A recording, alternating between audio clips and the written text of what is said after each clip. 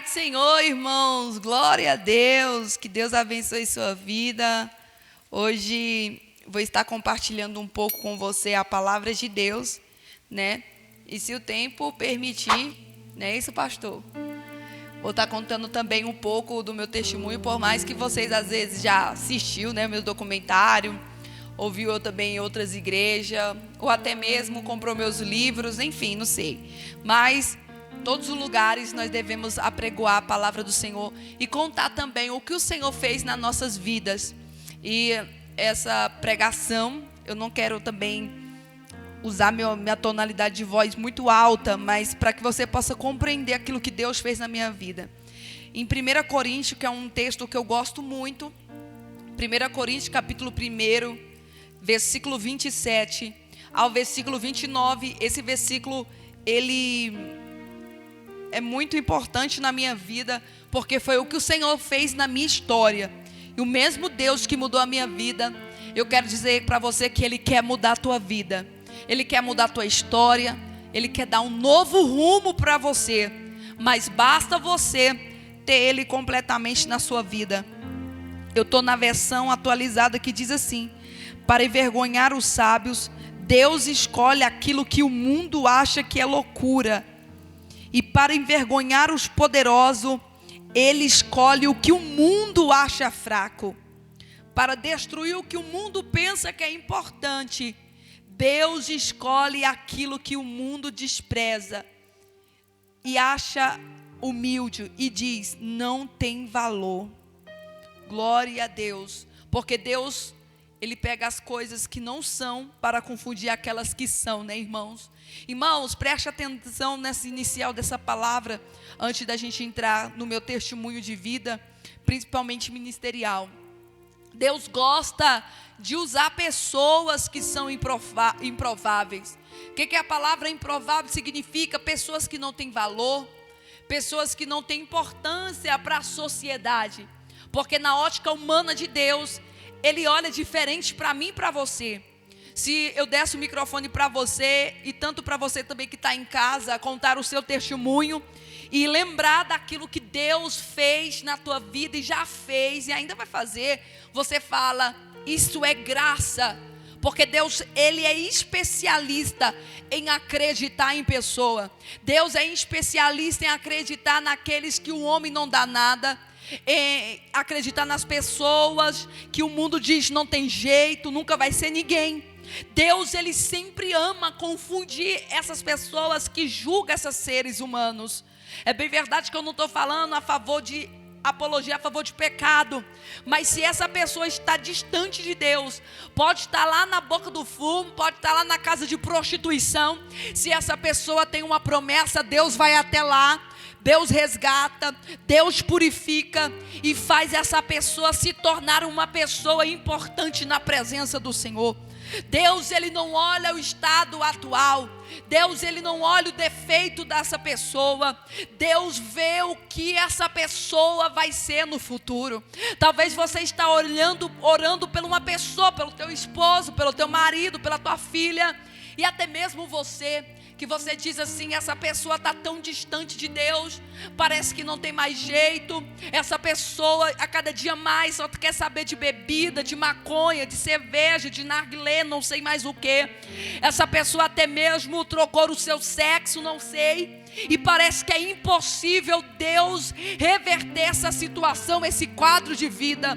Só que repita comigo, Deus ama investir em pessoas que são improváveis. Alguns personagens da Bíblia que foram pessoas improváveis, só que na mão poderosa, na mão do Senhor, se transformaram em homens que revolucionaram o mundo. Quando eu olho para a história de Moisés em Êxodo capítulo 10, versículos 11, que quando o Senhor aparece para Moisés perante aquela sarça, que ali Moisés estava tendo um encontro com a santidade de Deus e não sabia. Quando o Senhor fala, então vem Moisés, vem agora, porque eu vou te enviar. A primeira coisa que Moisés fala, quem sou eu? o complexo de inferioridade está dotado na vida de Moisés, e também até mesmo o seu temperamento, porque lembra que quando Moisés estava no Egito, ele tem um temperamento muito forte ao ponto de derrubar um homem, de matar um egípcio. Então assim, todas as vezes que Deus vai chamar alguém, ou toda vez que Deus chama alguém, a gente costuma dizer assim: será que Deus errou em endereço? Será que Deus realmente acertou quando me escolheu? Eu sou tão dotado de complexo de inferioridade, mas hoje Deus está dizendo: eu quero usar você mesmo que é improvável. Moisés era uma pessoa improvável, só que Deus tinha escolhido. Quando eu falo de improvável, eu não posso deixar de falar de Gideão. Gideão está vivendo em um tempo a qual o povo começa a saquear o povo de Israel, tomando tudo que eles tinham. E no meio daquele declínio espiritual, Deus resolve levantar Gideão. Só que o que Gideão vai estar dizendo? Mas eu sou o menor da casa do meu pai. Gideão estava dizendo: eu não tenho capacidade para executar o chamado de Deus na minha vida. Assim como já aconteceu várias vezes comigo, quando Deus fala: olha, eu vou fazer, eu vou cumprir. E a gente sempre acha uma desculpa para Deus, dizendo: é impossível Deus me usar, eu sou uma pessoa incapaz. E o último improvável aqui que eu coloquei é Davi. Davi, quando vai para a guerra, antes dele ir para a guerra, me perdoe, quando Davi está cuidando das ovelhas do seu pai, quando Samuel chega na casa de Jessé, que ele olha para Eliabe e diz: certamente está perante mim o rei. Só que o Senhor diz: Samuel, não se atente para a aparência, porque o homem só olha o que está na aparência, mas eu vejo o que está por dentro, eu vejo o coração, eu vejo a promessa. Samuel começa a dizer: ainda falta mais um, não sentaremos na mesa enquanto o menor não chegar. Diga assim comigo: eu não posso negar aquilo que Deus tem na minha vida. Hoje o Senhor está dizendo: você pode se sentir um improvável como esses homens, mas eu quero te dizer que quem te chamou foi Deus. E Deus, Ele quer te levantar. Deus, Ele quer confundir muitas pessoas que falaram que você não ia chegar. Eu quero compartilhar também acerca da minha chamada. Quando eu era pequena, quando eu estava para ser gerada, quer dizer, no ventre da minha mãe, Deus já havia profetizado para ela que a criança que ela iria gerar iria ser um fruto para cumprir uma promessa sobre a vida dela e também para cumprir o propósito de Deus. E quando eu nasci debaixo de uma impossibilidade, porque quando eu estava, minha mãe estava para dar luz, quando eu nasço sem respiração. E sempre quando eu falo que naquele dia Deus colocou sobre mim o fôlego de vida, porque quando Deus escolhe uma pessoa, irmão, ninguém pode impedir o chamado dessa pessoa. E eu creio ali que Deus já tinha me separado para eu me tornar aquilo que Ele queria que eu me tornasse no futuro. Só que é claro que projeto do diabo sempre vai querer nos derrubar e tirar do propósito de Deus. Então, quando eu tive 5 anos, 6 anos de idade, eu sofri um dos primeiros abusos sexuais que trouxe marca para a minha adolescência. Eu ainda não entendia o que era aquilo, porque eu era apenas uma criança de 5 anos. Quando eu tinha 12 anos de idade, eu lembro que eu estava na escola e a professora, ela contou sobre o papel do homem e da mulher. E foi quando eu entendi que eu tinha sofrido um abuso sexual. E eu costumo dizer que um abuso sexual, ele tira a identidade dessa pessoa, tira a fragilização dessa pessoa, tira a proteção dessa pessoa. Essa pessoa se torna desprotegida e ao mesmo tempo não perguntando por que aconteceu isso comigo. Porque quando eu me lembro, sempre a pessoa que fez isso, sempre falava: você tem que guardar em segredo. E eu não entendia o porquê que eu passava daquilo. Existe muito porquê que você vai viver na sua vida, que às vezes você não vai ter resposta. Às vezes você vai sofrer calado, às vezes você vai carregar esses traumas por muito tempo na tua vida. Mas eu quero dizer para você que mesmo assim, essa derrota, mesmo assim, essa angústia, mesmo assim esse trauma que você viveu, vai fazer parte do projeto de Deus. Eu não entendia o porquê passava. E as pessoas literalmente também não sabiam o que eu passava, porque eu não contava. Eu tinha medo de ser rejeitada, medo de ninguém acreditar, medo de muitas coisas. E tudo isso foi influenciando para que eu pudesse ser uma improvável da minha família. Porque na minha família eu sempre fui a estranha. Além de eu estar carregando esses traumas, eu sofri bullying na escola. Bullying por ser crente, bullying por ser diferente, porque meu pai ele sempre foi bastante, rigoroso, não deixava a gente fazer alguns cuidados. Então assim, as pessoas sempre olhavam, ria, e já sofri bullying a ponto de apanhar na escola, essas coisas todas. E sempre eu cresci com uma revolta dentro de mim, dizendo, realmente eu nasci para sofrer. Realmente eu nasci para ser um improvável. Realmente eu nasci simplesmente por existir. Eu não tenho propósito, nada na minha vida. Tudo que eu vivi na minha infância, tudo que eu vivi no início da minha adolescência sobre Deus é mentira. Porque Deus, Ele nunca cuidou de mim.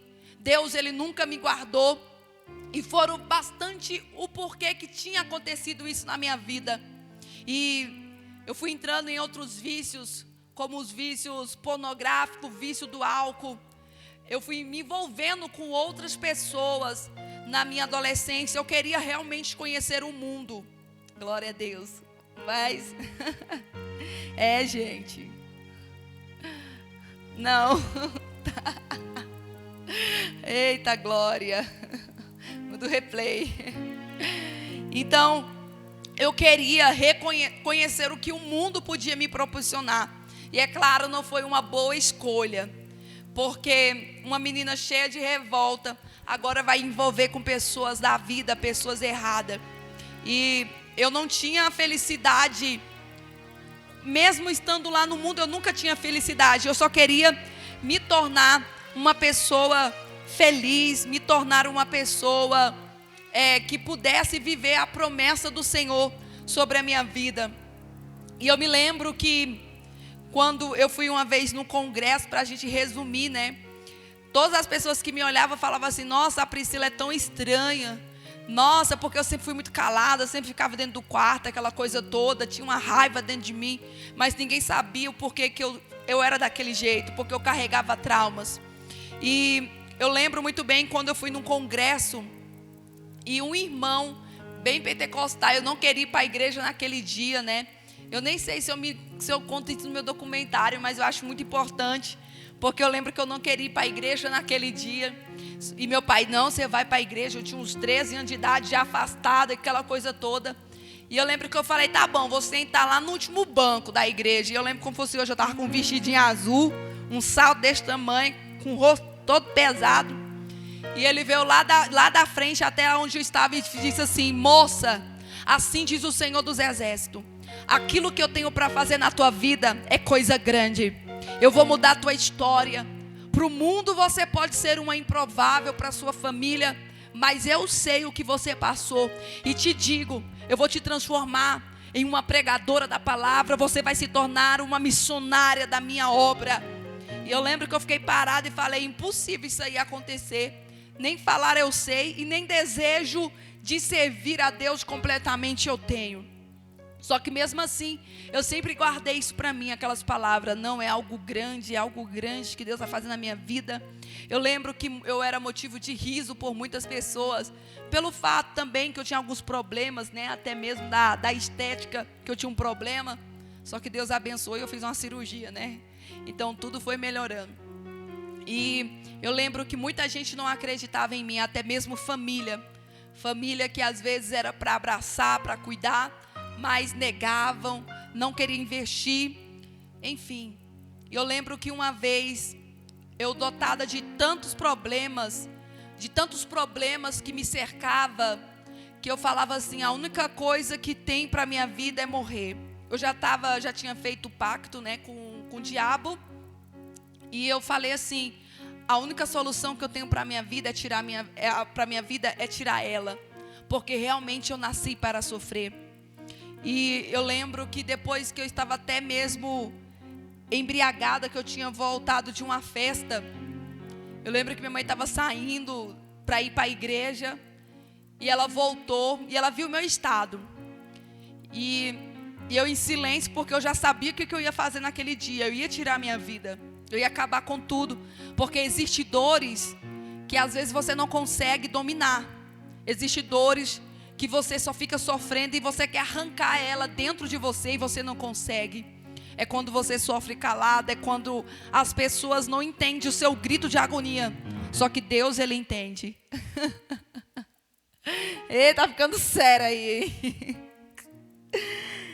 Então, naquele dia, minha mãe voltou e falou: Priscila, eu quero dizer para você que você vai ser uma grande mulher de Deus. E eu falei assim, e ela fechou a porta e falou assim: eu te vejo como uma pregadora da palavra. E ela fechou a porta e foi embora. Naquele mesmo instante, o inimigo, que eu tinha muita intimidade com ele, pelo pacto que eu tinha feito, ele falou: você não vai acreditar no que ela disse. Porque aquilo ali ficou na minha mente, né? Ela falou para mim que eu vou ser uma pregadora e que eu sou uma benção. Como assim? É por isso, se você está orando pelo seu filho, pela sua filha, ele pode estar lá no prostíbulo. Profetize palavra de bênção. Não passe a mão em cima do pecado jamais, mas abençoe o seu filho e sua filha. E ela saiu, fechou a porta.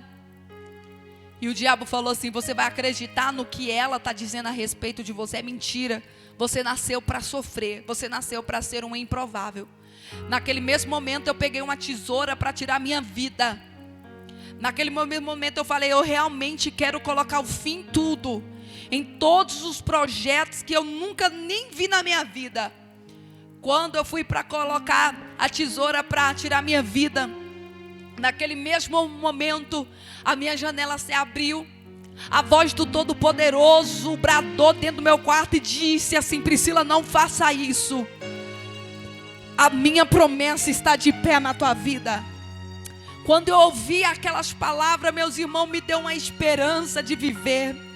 Me deu uma esperança de crescer no ministério tão forte. Que eu já estou terminando.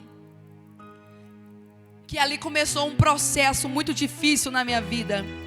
O processo de libertação, que depois eu quero contar também para vocês. Mas quando você está no processo de levantar de Deus, irmãos, não vai ser fácil, porque as pessoas vão querer duvidar de você. As pessoas vão falar assim: será mesmo que é verdade isso que ela está vivendo, que ele está vivendo? Só que não se preocupe. Você pode ser um improvável para um homem, mas para Deus, Deus acredita em você. Você pode repetir comigo, diga assim: Deus acredita em mim. Eu queria a mudança muito rápida, né?